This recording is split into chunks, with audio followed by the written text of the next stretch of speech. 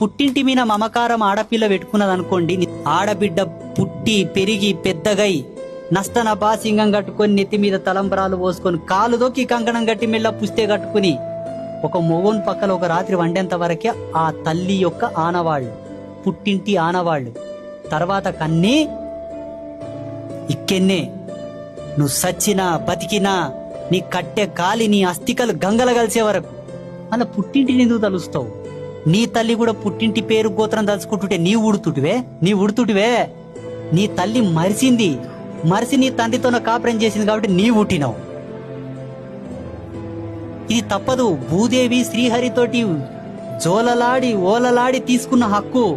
మీరు కూడా భూదేవి లాకనే ఉండాలి. ప్రతి మహిళ కూడా పుట్టింటి మీద మమకారం ఆడపిల్ల పెట్టుకున్నది అనుకోండి, నీ మమకారం నా తల్లి నాయనదమ్ముళ్ళు నా అని పెట్టుకుంటావేమో, వాళ్ళ వేసేస్తూ నువ్వు గుంజుతున్నావు ఇక్కడ. అందుకే మమకారం కాదు, రాకిట్ల పనుకో. ఏమైనా పండగలు ఉంటేవో ఏమైనా ఉంటేవో 3 దినాలు మంచిగా చికెన్ మటన్ తిని హ్యాపీగా ఎంజాయ్ చేసిరా.